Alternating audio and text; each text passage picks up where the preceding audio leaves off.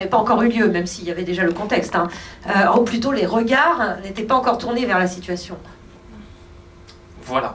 C'est vrai qu'on a commencé à écrire ça il y a 3 ans, parce que toujours il faut attendre l'argent. C'est l'argent. Et effectivement, bon, allez, on va pas se leurrer. Bon, vous avez suivi que le film il est actuellement nommé aux Oscars. Il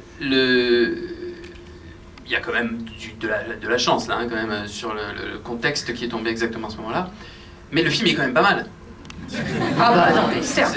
Hein, oui. Voilà. Il a toutes ses chances, mais pas seulement à cause du contexte. Ouais. Voilà, il n'y a pas que le contexte, mais il y a quand même le contexte. Parce que bon, après, quand on arrive sur la liste des 15 films, et puis les films, ils sont tous super, quoi.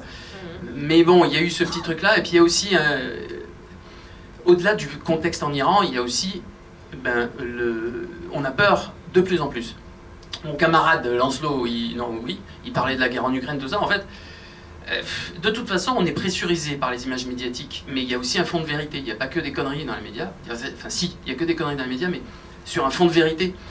Et ce fond de vérité nous pressurise. On est hyper... Tu vois. Et puis les filles, encore plus, pour des raisons qu'on connaît tous. Donc de toute façon, ça, on aurait pu en parler 2 ans avant, 2 ans après. Ça reste, et c'est ce qui a fait que les Américains, ils aiment bien le film aussi. En tout cas, c'est ça qu'ils nous ont dit. D'accord. Ok. Nawel, merci d'être là avec nous.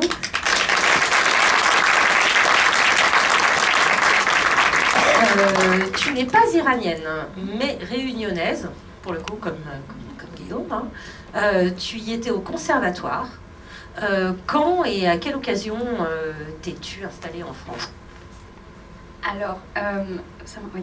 Bonsoir. Alors déjà, je suis vraiment... Enfin, je veux juste dire un truc avant, je suis hyper émue. C'est la première fois que je vois le film sur grand écran. Et au Luminor, je suis vraiment hyper contente.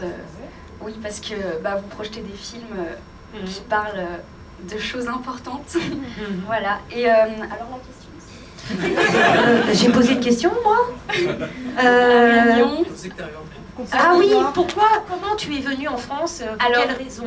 Je suis venue en métropole il y a 3 ans maintenant pour passer les concours des écoles de théâtre avec mon meilleur ami qui est dans la salle. On est venus ensemble sur un coup de tête, on a économisé un peu avant.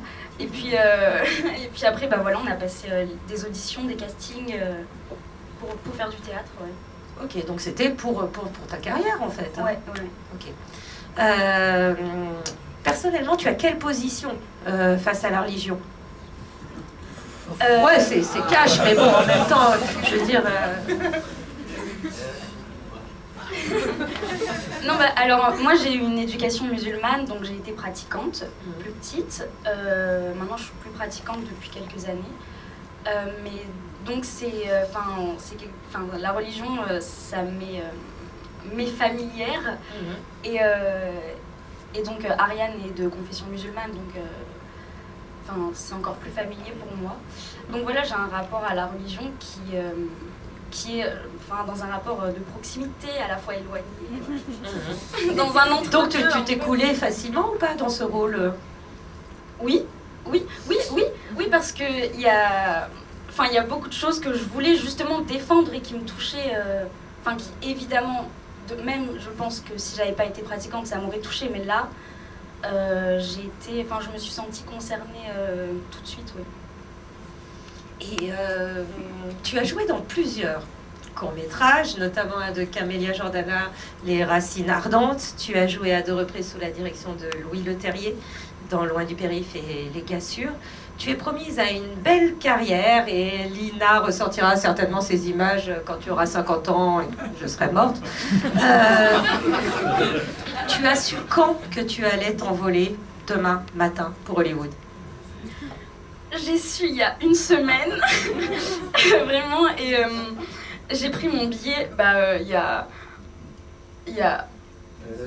4 jours. Il y a 4 jours. Et donc voilà, je suis comme ça. J'ai pas fini ma valise.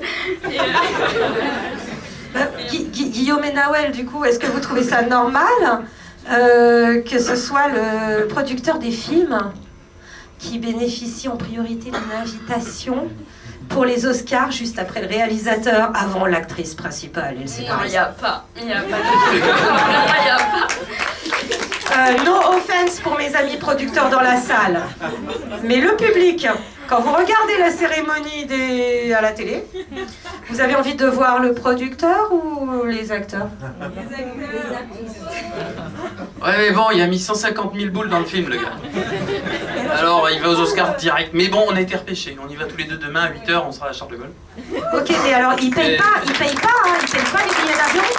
Et il nous offre beaucoup de choses, mais pas le billet d'avion. Pas le billet, hein? Donc, avec Noël, on a fait une cagnotte. Quoi? Vous êtes tous invités à la sortie. Il y a un chapeau. Non, mais réellement, je suis curieuse de savoir, il paye quoi? Alors, les Oscars ne payent rien. À part, même pas au réal, aux financeurs que dalle. Hein. Les Oscars ne payent rien, pas non plus à Steven Spielberg, qui a dû faire une cagnotte lui aussi. Donc, même le festival Regard Indépendant à Nice, il m'avait payé une partie. Exactement, non mais ils s'en foutent, c'est le prestige, je sais pas quoi, il y a un truc. Donc, et attends, leur statuette, elle est pas en or massif. Elle est en quoi? Mais non. Elle est plaquée or. Ah bah c'est pourri. C'est plaqué. Bah si on rate l'avion demain, c'est pas grave. Oui, alors moi je voulais dire un truc, parce que quand elle parlait de trucs, là où on s'est bien retrouvé quand même, ça je voulais le dire, parce que sinon le réalisateur va pas être content. Ça se passe au Luxembourg, c'est donc plusieurs langues qui cohabitent là-bas, vous savez qu'il y a plusieurs langues nationales au Luxembourg. Nous, ça nous a plu pour écrire le scénario, parce que ça veut dire que ça rajoute à l'oppression qui s'opère sur cette pauvre jeune fille là. C'est-à-dire non seulement elle est écrasée par ce grand espace d'aéroport, mais en plus il n'y a que des langues qu'elle ne connaît pas. 3 en plus. Si ça avait été en France, ça aurait été moins marrant parce qu'il n'y aurait qu'une langue qu'elle comprend pas. Il y en a 3. Et d'avoir donc Cyrus qui est iranien, moi je viens de La Réunion, puis toi tu as des origines. Des origines. Oui, c'est le bordel à La Réunion. Enfin, tu vois, voilà, on s'est tous retrouvés là-dessus et ça donne ce film-là. Et j'en profite pour dire que moi j'habite à Nice, surtout, je suis souvent à Paris, mais voilà. J'habite à Nice, il n'y a pas longtemps, Monsieur Estrosi, qui est notre maire à tous, a trouvé un stratagème pour fermer le centre de création musicale, le théâtre, le bordel, et surtout la cinémathèque. C'est un cas historique, d'accord? Ah ouais. Alors moi je viens de là, j'ai du sang partout qui me dégouline par tous les pores de la peau quand j'entends ça. Et quand j'entends Hidalgo masculin, quoi. Je sais pas ce que c'est comme espèce, mais enfin, fermer une cinémathèque, c'est brutal, c'est affreux.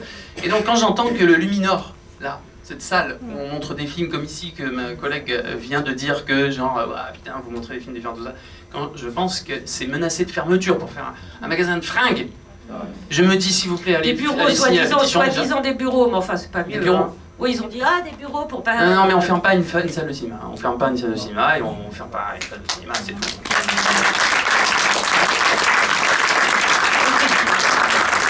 Et vous pouvez signer la pétition, hein, évidemment, pour trouve facilement sur change.org.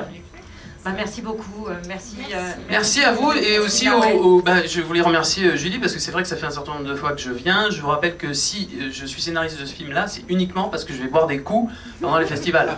Oui, you have to drink beers in festival. First of all, you have to drink beer in festival. C'est dans un reportage véridique. Sur Guillaume Lévy. Yes, then you fuck. And then you do the film. Exactement. C'est le secret. Merci à vous.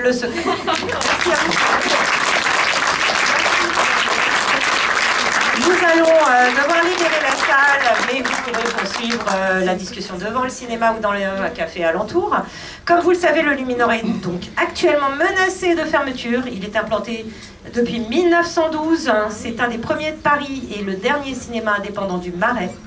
Il faut tout faire pour qu'il y reste. Il y a une pétition sur change.org et vous pouvez adhérer à l'association au prix minimum de 5 € qui vous donnera droit à votre première conso au bar associatif situé à l'étage, mais qui n'est pas ouvert pour nous ce soir parce qu'il va fermer. La prochaine Projo de Greta se tiendra ici même le dimanche 26 mars et aura pour thème « Mon ciné va craquer », des films sur le craquage. Donc, il y aura notamment un film avec Richard Berry. Non, c'est pas une blague. Pour en savoir plus, rejoignez le groupe ou la page Les Projos de Greta sur Facebook ou surveillez la page Allociné dédiée. Bonne fin de soirée à tous.